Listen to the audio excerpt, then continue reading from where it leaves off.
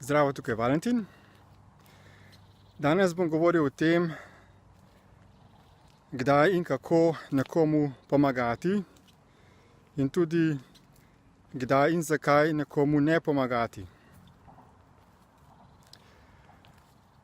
V svoji okolici lahko hitro opazimo ljudi, ki imajo probleme z sami sabo, z odnosi z drugimi, z življenjsko situacijo nasploh. In priložnosti, da bi pomagali drugim, ne zmanjka, še posebej, če pogledamo, kaj se vse dogaja po svetu, kakšne krivice, trpljenje in tako naprej. Želimo razmere na svetu izboljšati in potem se moramo odločiti, kako prispevati k temu, da bi se stvari čim bolj izboljšale. Precej je pristopov, ki se lahko pokažejo kot zelo neučinkoviti in s tem v bistvu zapravljamo svoj čas. Ne moremo pomagati čisto vsem in tudi rezultati naše pomoči se običajno ne morejo pokazati zelo hitro. Zadeve na tem svetu so zelo kompleksne. Je več kot 7, skoraj 8 milijard ljudi že na tem planetu in vsak od njih ima določene miselne vzorce, ki jih je izgrajeval vrsto let.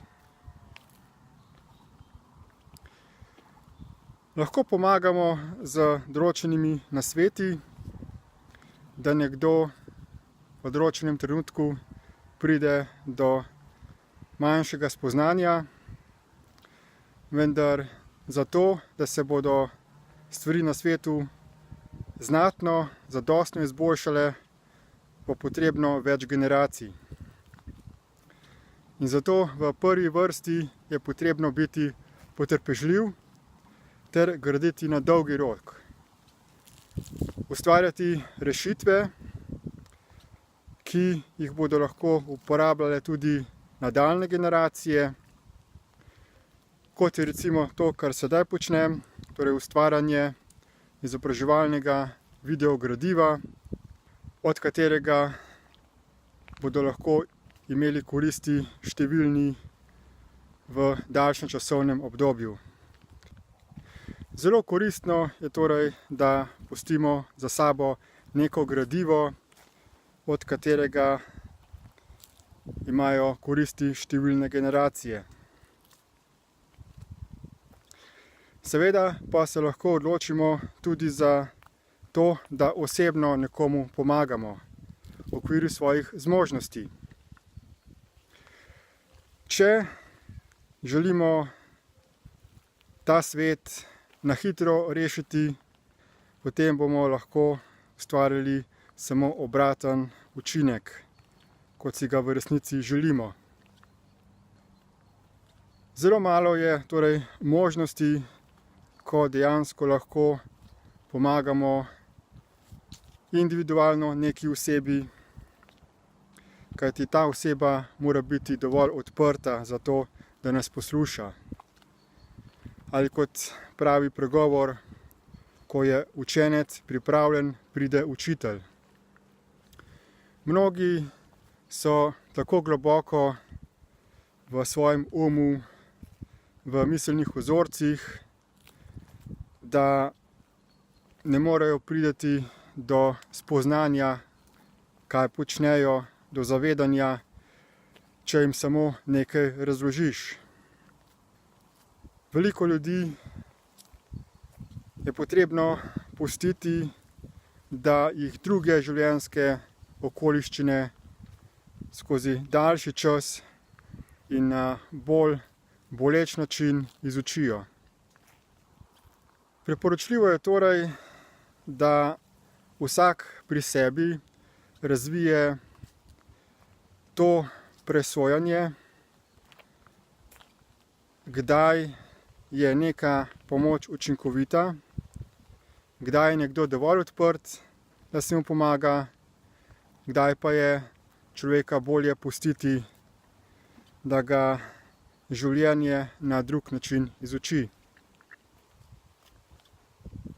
V prvi vrsti je najbolje, da poskrbimo za sebe, da delamo svoj proces osebne preobrazbe in da drugim z lastnim zgledom pokažemo, kako je možno živeti na miren, harmoničen način, v polnem sprejemanju samega sebe, da smo z sabo zadovoljni, da napredujemo, pogledamo, kaj še lahko spremenimo pri sebi, izboljšamo in da z svojimi aktivnostmi potem pritegnemo pozornost drugih, ki bi tudi pri sebi radi kaj spremenili.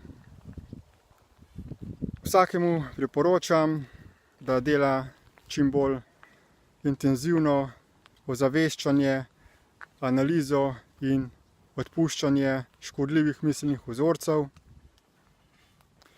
In ker se je te veščine kar težko naučiti,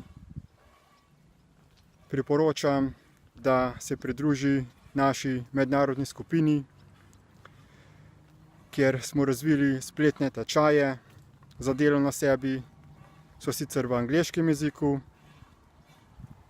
ampak to so zelo učinkovita orodja, ki so tudi meni izjemno pomagala preobraziti sebe in tudi izboljšati svoje fizično zdravstveno stanje. Če želite več informacij, si lahko pogledate povezave v opisu tega videoposnetka ali pa me tudi osebno kontaktirate. Hvala lepa in nasvidenje.